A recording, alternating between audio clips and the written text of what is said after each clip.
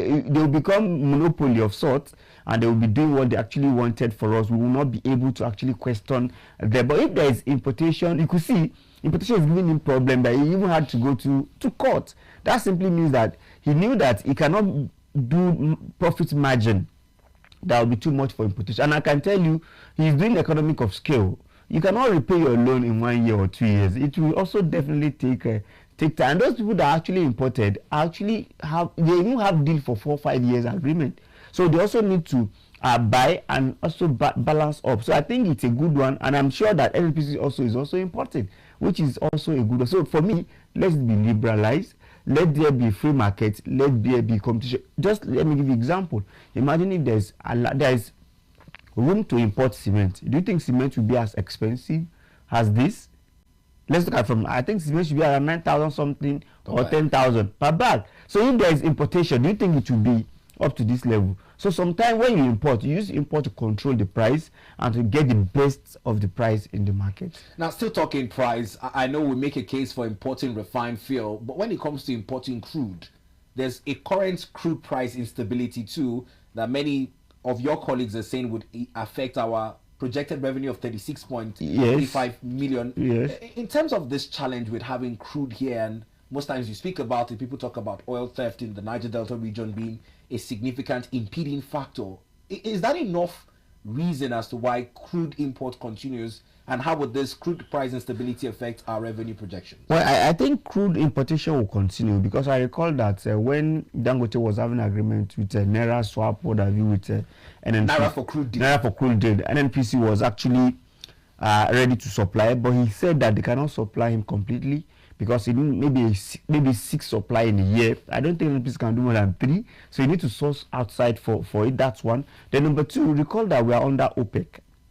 Now under OPEC, there is a quota that is given to each country. Remember, we are also supplying Shell and other people also. I mean, we are supplying other country crude oil too. So if you look at the OPEC quota, we may not be able to do more than maybe 2.2 million barrel per day. And for us to satisfy the what do we call it, the refinery in Nigeria, both Dangote and other modular refinery, we may be needing maybe 3 million per day. So if there is a shortfall like that, there is room for Dangote to continue to import from wherever I want to import. I'm sure it's also important. So it's not bad. And then in terms of revenue that we are getting, I think we cannot do beyond what OPEC actually will give us. And there is a sign that this year we may not even have opportunity to do more, because recall that America has their own oil and they are not part of OPEC, and their decision mostly affects the decision of OPEC. So we need to look at that. So for me, I think there can be importation. Meanwhile, there's other way we can actually get our revenue, as it were. It may not be at where we want, but we can still move, because with the style of this present government and the new tax reform, I think we can get much more revenue, so as to have more budget. Because I'm not a fan of a budget of this small mega sum. We should be doing 100 trillion to galvanize development in Nigeria. But our budget is already in deficit of over 13 trillion. And when we look at our projections for the barrels per day of output, we want to sustain it, where we're even asking inflation to be, that's true. I haven't gotten your opinion on this. Bringing inflation down from where it is at over 34% to 15% in a calendar year, is it achievable? It's how do I call it? It is fallen ambition. We are over ambitious. It's not just possible. You recall that 2023, that's how we said we'll bring it down to 21%. Are we able to do that? Instead of 21% of 2024, it's moved to what, 34%. I think government is over ambitious. It's good, but I don't see it working. At most, we can get 25 to 30. We cannot even come to 21.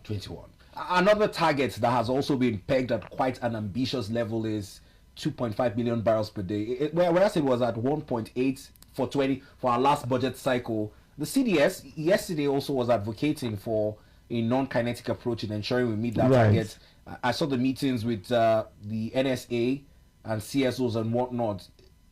Is that a more realistic target? Well, the fact is that if you go with a non-kinetic, that will part of the non-kinetic approach has been to You see the Ogoni people's meeting with the President Bola Ahmed Tinubu. We also see that yesterday there was an approval of Environment University by Bola Ahmed Tinubu in Ogoni land. I think that's part of the non-kinetic approach, and that will actually galvanize, will make those people feel concerned that though there's need for us to make sure we ramp up production more. But can they get to 2.5? I think it is possible, because with what will happen, we recall that also we have Niger Delta people securing the water. Then I think on the side of the like Tom Polo, and on the side of Mili Kiari, I think they are also doing well. So I see it possible, because I'm also, we have international